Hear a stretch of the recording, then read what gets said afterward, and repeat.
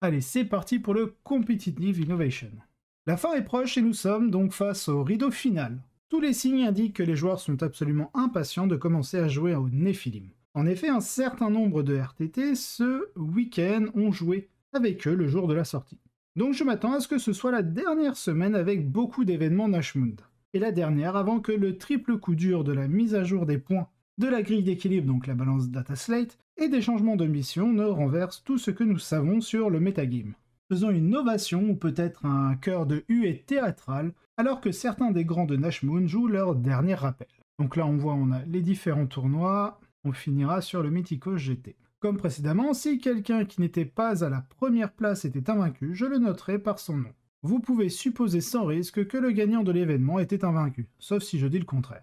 Donc on commence par le Battle Ready Southern Showdown 40k Major. On voit donc sur le Showdown un joueur orc contre une flotte tyrannide, on nous dit que c'est un Goff Pressure. Donc on a le Beast Boss sur Squiggosaur avec le Beast Mantle pour la Feel No Pain et le -1 Bless de mémoire. Le Harden Nails, ça par contre je m'en souviens plus, c'est le trait de seigneur de Harden Snail, voilà c'est celui-ci. À chaque fois qu'une attaque est faite, en ciblant ce seigneur de guerre, on soustrait un OG pour blesser. Voilà, ok, c'est le Harden Snail. Et le Beast Mantle, c'est quoi déjà niveau relique? Je sais que c'est la Feel No Pain, ça c'est sûr. Plus un d'attaque. Voilà, ok, très bien. Ensuite, on a une unité de Boys, qu'on a mis en Truck Boys, comme ça ils pourront débarquer après que le truck ait bougé. On a des Mega Nobs, donc ils sont pas du tout en Truck Boys. Du Storm Boys. Alors, ce qui est bien de garder les Mega Nobs, alors surtout quand vous jouez Goff, parce qu'en fait, dès que vous mettez Truck Boys, vous allez perdre en fait toute la culture Goff, alors que les Mega Nobs les gardent. Donc là, on a les Storm Boys, on a un truck pour les Boys. Ensuite, on a un Outrider, ça aussi c'est pareil, hein, c'est quelque chose qu'on verra de plus en plus disparaître avec Nephilim. Ce sont ces armées avec double détachement, parce que maintenant qu'on commence avec 2 fois moins de points de commandement, et que chaque relie et chaque trait nous coûte 1 point de commandement, les reliques et les traits gratuits n'existent plus, ça va être assez difficile de pouvoir caler particulièrement les Outriders, parce qu'ils n'ont pas de bonus de commandement, c'est-à-dire notre seigneur de guerre est dans le détachement Outrider, on ne récupère pas les PC, sauf exception pour la Ravenwing, le détachement avant-garde pour la Deathwing, les patrouilles pour les Drukhari, et je crois que c'est à peu près tout. Donc on a un Beast Boss sur Squiggosaur avec le Brutal Mérusé et le Edwo Package Chopa, oui ok, bon bah d'accord. Le World Boys avec le Dad Jump, le Fist of Cork, unité de 5 commandos, une deuxième unité de 5 commandos, non de 6 commandos, pardon. Donc 6 commandos, ça veut dire qu'il va jouer forcément sur le Nashmoon Data. Et ensuite on a 2 4 Defcopta, 2 4 Defcopta, 3 x 5 Squigog Boys et un Mega Dread. Du côté Léviathan, enfin du côté Tyrannide, donc on a un Léviathan Good Stuff avec double harpie. Alors, on va regarder, première patrouille, donc on a 3 tirs en garde tout nus en no slot, parce que du coup il a un Hive Tyran, et on a une unité de 3 zoanthropes no slot, parce qu'on a un Neurotrope. Donc on a un Neurotrope qui est en Warlord, hein, c'est la dernière fois qu'on verra des Neurotropes seigneurs de guerre, parce que maintenant on a l'obligation, lorsque l'on joue un Hive Tyran, de prendre le Hive Tyran en seigneur de guerre. De plus, c'est aussi, en tout cas avec la balance data slate, lorsque l'on va perdre le tyran dans notre armée, on n'aura plus accès aux impératifs. Ensuite donc 10 gargouilles, on a 1, 2, 3, 4, 5, 6 guerriers, donc avec l'équipement assez habituel, en tout cas au niveau des tournois US. On retrouve le traditionnel canon venin, double canon venin, parce qu'ils sont 6, hein, c'est un canon tous les 3 guerriers, la paire d'épées d'os, et on garde quand même le petit Lash Whip, donc le petit Bioknout sur un gars pour pouvoir profiter du stratagème. Et à l'avenir, je pense qu'on va y être amené en fait. Pourquoi? Parce qu'avec le Nephilim, vu qu'on a moins de points de commandement, c'est beaucoup plus difficile d'utiliser le stratagème qui permet de réussir automatiquement son moral. Parce que du coup, ça coûte quand même 2 points de commandement. Ça coûte beaucoup plus cher qu'avant. Et même s'il le fait, l'adversaire, juste pour pouvoir trade 1 point de commandement contre 2 que devra dépenser notre adversaire, bah, en fait, vous faites un excellent trade de base. Donc, c'est pas impossible qu'on puisse voir désormais un Bioknout dans une unité de guerriers. C'est pareil, je pense qu'on verra plus des guerriers au-delà de 5, enfin, au-delà d'unités de 5 guerriers. Tout simplement parce que le stratagème en fait qui permet de faire moins 1 dégât sur vos guerriers coûte 1 PC si vous en avez 5 ou moins, et dès que vous dépassez les 5, vous payez 2 points de commandement pour pouvoir le faire sur votre unité. Donc je pense que désormais, les grosses unités de guerriers tyrannides que l'on verra seront maximum de 5 effectifs. Mais je suis prêt à parier qu'on reverra de temps en temps un petit Bioknout dans les unités, juste pour profiter de... je crois que c'est pour un PC, on fait -2 au commandement de l'unité, et il a -1 sur son test d'attrition. Et si jamais il n'a pas 2 PC pour pouvoir réussir automatiquement son test de morale, bah quand vous commencez à accumuler les pertes, le -2 de co, donc il y a de fortes chances que vous allez rater votre test de co. Derrière, vous allez faire vos tests d'attrition, sachant que, pareil, il y a une forte chance que vous soyez déjà à mi-effectif après avoir subi les dégâts de l'unité des guerriers. Donc ça va être sur des 1 et des 2 que vous allez rater. Et là, avec le stratagème du Bioknout, ça va être des 1, 2 et 3. Donc c'est 50% de votre effectif restant qui partent. Donc je serais vraiment pas surpris que le Lashwee preste. Donc là on a un Malceptor, pour l'instant il a 170 points, on sait qu'il a pris 50 points. Pour 220 points, moi perso dans ma liste je l'ai viré, parce que 220 points c'est très lourd, sachant que c'est un gros cul qui se déplace pas des masses, et si on veut lui faire profiter du buff du Neurotrope, faut pas le mettre dans un drop pod, enfin faut pas le mettre dans un Tyrannocyte,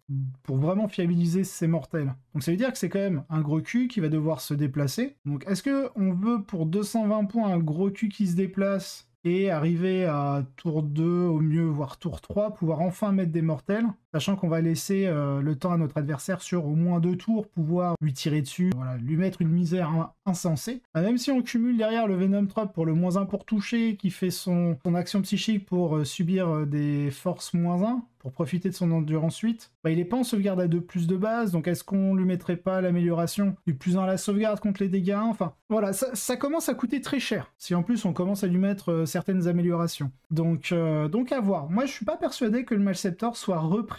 On a donc la double harpie, donc il y en a une qui l'a mis en synapse, et l'autre on a vu 4+. Synapse, alors c'est une option qu'on va voir de plus en plus, que ce soit sur les harpies. Moi je joue plus de harpies, j'ai du mal avec leur gameplay, j'ai jamais fait de bons choix quand je joue une harpie, et du coup moi je suis plutôt parti sur des exocrines, et en fait mettre un exocrine synapse, ça va permettre aussi au niveau des secondaires de faciliter le secondaire qui s'appelle, alors en anglais c'est Synaptic Insight, et du coup vu que c'est une créature synapse, vous pouvez scorer sur ce secondaire là grâce à elle. Et vu que moi les exocrines c'est du damage 3, ça fait que les figurines à 3 PV qui n'ont pas de -1 dégâts, je les one shot, et du coup ça facilite mon compteur de Synaptic Insight. Et du coup, là, sur la harpie, c'est pareil, avec le canon venin, on est sur la même logique. Donc ensuite, on a une patrouille, donc avec un tyran à pied, avec le canon venin, le Bioknout et l'épée. Il a quoi? Il a le char de goulette, donc c'est la relique du canon venin. Il a Direct Guidance pour donner un +1 hit, et un Tyrannide Prime. Avec la glande, les bones et le canon venin. Ensuite, on a le fameux pack de 9 guerriers tyrannides, donc toujours avec le même profil, vu qu'il a 3x3 guerriers dedans, donc il a 3 canons venin. Après, c'est du Deathspitter de la paire d'Épédos, et un Bioknout Épédos, et il finit sur 3 Venom Trap. Je pense que le pack de 9 guerriers va disparaître aussi, parce que payer 2 PC pour faire -1 dégâts sur son pack, ça commence à devenir cher, même en tyrannide. Alors, nous avons eu ce match à plusieurs reprises au cours des dernières semaines, et à ce stade, nous avons une bonne idée de la façon dont il se déroule par défaut. Les orques ne peuvent généralement pas écraser les guerriers tyrannides assez rapidement pour jouer efficacement le jeu des objectifs. Et c'est un énorme problème pour une armée qui veut écraser l'opposition et exploiter la pression. Ils ont aussi un peu de mal à interagir avec certains mécanismes de l'armée tyrannide, car ils ne sont pas très bons dans les mines de sport. Ils ont souvent du mal à abattre une harpie et détestent prendre Gascule au profit du faucheur d'Oblitérax. Et ça, c'est très vrai. Le faucheur d'Oblitérax impacte beaucoup le mental, on va dire, des joueurs orques. J'ai fait une partie contre un joueur orc, du coup, sur Tabletop Simulator. Alors, lui, il joue pas du tout en Goff, il jouait en Blue Dax. Donc, il y a pas mal de trucs super intéressants en Blue Dax, je trouve. Et ouais, il me disait, mais le faucheur d'Oblitérax, je peux même pas me permettre de jouer Goff parce que ça me le one-shot. Et quand t'as 300 points qui se font one-shot comme ça par un F-Taran à 225 points, ça fait mal, quoi. Et c'est vrai que le faucheur d'Oblitérax fait vraiment peur, vu qu'on peut annuler en fait leur capacité à subir que X dégâts par phase, Et le faucheur, bon, en fait, ça, il l'ignore. Certains des choix de cette liste ressemblent à une assez bonne tentative d'adaptation à cela, et je pense que c'est l'un de ces jeux où il serait plus intéressant sur une mission différente. Le fait d'avoir le build complet du Squig Boss meurtrier, ainsi que de nombreux Squigog, permet à l'armée de déployer de gros dégâts à grande vitesse dans un grand nombre d'endroits. Peut-être en travaillant autour du nœud de ruche renforcé, et 8 Defcopta fournissent une puissance de feu qui est assez proche de ce que les Tyrannides ont s'ils sont hors de portée des Venomtropes. Malheureusement, les Defcopta s'adaptent très mal aux harpies. Les bombes et le canon venin lourd transpercent les Copta et il n'y a rien qu'ils puissent faire pour se cacher sur la table. Bien sûr, ils peuvent venir en attaque profonde, mais cela ne fait que laisser les Tyrannides pousser l'attaque plus tôt, ce qui ne les aide pas beaucoup. La mission est également difficile, il n'y a aucun moyen de marquer ou de refuser des points qui n'impliquent pas de déloger les guerriers Tyrannides des objectifs. Ils peuvent facilement atteindre. Et il est très facile de les garder protégés. Le fait de monter sur le plateau fait également entrer en jeu tous les outils de contre-attaque épouvantables des Tyrannides. Et bien que les orques disposent d'une certaine violence, ce n'est pas tout à fait à la même échelle, comme nous l'avons vu à plusieurs reprises dans ce match. Les orques se retrouvent dans une situation où ils sont damnés s'ils le font, damnés s'ils ne le font pas. S'ils essaient de pousser pour atteindre des objectifs, il y a de fortes chances que cela ne fonctionne pas et qu'ils perdent un tas de choses. Mais s'ils vont lentement, les harpies les mettent en pièces. J'espère qu'à partir de la semaine prochaine, tous les joueurs dévoués qui se sont entraînés à jouer les orques vont récolter les fruits de cet entraînement. 98-38, bon, c'est une victoire du Titi. On a l'habitude, on va passer, on connaît très très bien ce format. On a un joueur Black Templar en deuxième place qui est invaincu. Alors, il nous joue quoi? Il nous joue Grimaldus avec Litany of Divine Protection, Fire of Devotion, l'Epitome of Pity, Litany of Hate, et il est Seigneur de Guerre. On a le High Marshal Elbrecht, et on a le Chaplain Primaris sur moto avec la relique qui réduit tous les dégâts qu'il subit à dégâts 1. Donc même si vous êtes dégâts 15 000, ce sera dégâts 1. Plea of Deliverance, Litany of Hate...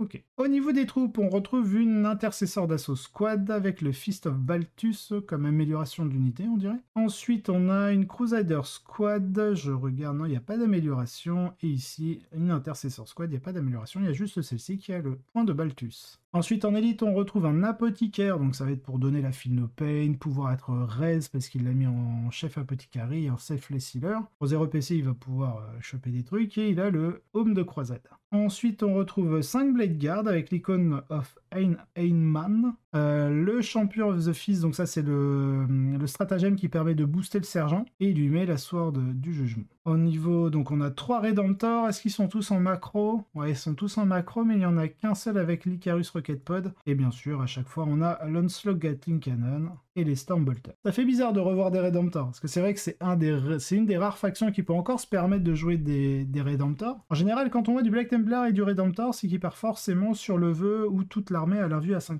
Ensuite, on a une unité de Terminator d'assaut, on en a 10, on en a 5 en griffe éclair, 4 en storm... non, 5 avec le sergent en bouclier tempête et marteau tonnerre. Très bien, et il a la crux d'obsidiane. On a un autre Black Templar invaincu, mais avec une égalité, d'accord. Un rappel très opportun ici que les Templiers Noirs, donc les Black Templars, ont tout un tas d'options extrêmement cool à leur disposition et cela promet de bien leur servir dans Nephilim. Jonathan est en avance sur son temps en présentant des Templiers avec une construction qui, honnêtement, ressemble exactement à ce que nous attendions dans le sillage immédiat de la sortie du supplément. Les 2 personnages nommés extrêmement puissants, un chapelain Townhauser, donc c'est la relique qui réduit les dégâts à 1, quelques unités de mêlée terrifiantes et des Redemptors Dreadnought à remplir. L'utilisation judicieuse des améliorations des porteurs de reliques permet aux Terminator et aux Blade Guard d'être encore plus efficaces, et dans le sillage de l'armure du mépris, la liste peut être un peu plus flexible quant au vœu qu'elle prévoit de prendre. Si l'adversaire n'a rien avec une PA supérieure à -3, soutenir l'honneur de l'empereur ne sert pas à grand chose. Alors vous pouvez choisir l'un des 3 autres pour une puissance meurtrière supplémentaire.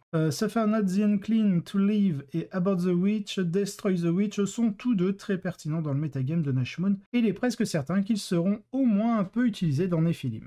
D'une manière générale, plusieurs des points forts des Templiers devraient également être utilisés dans Nephilim. Dans un environnement en manque de points de commandement, les personnages nommés forts et les bons points d'amélioration sont beaucoup plus précieux, et les Templiers ont quelques-uns des meilleurs choix dans les 2 catégories. Plus de bonnes constructions basées sur des options de troupes uniques pour faciliter la construction de bataillons. Bien sûr, cette liste doit perdre quelques traits ou reliques pour avoir une quantité appréciable de points de commandement. Et je m'attends à voir les Templiers prospérer au fur et à mesure que nous avançons. Alors gardez un œil sur d'autres bonnes performances de Jonathan. On a Seth Piper aussi avec les Black Templars, 3ème place, donc invaincu mais avec une égalité. On va regarder sa liste, ça doit pas trop différer. On a un Chaplain en Jump Pack avec le Skull of Caco Dominus. En litanie, il a le Cantique of Hate et la Litany of Hate. Bon, ça c'est la litanie de base. Le Cantique, c'est le plus de la charge. Plus de la charge, plus 3 pillines et conso. On a Elbrecht et on a le Chaplain Bike avec le Town of Zer, je présume. Ah non, avec la Bénédiction of Fury. Il y a le Hots of Glory, Litany of Divine Protection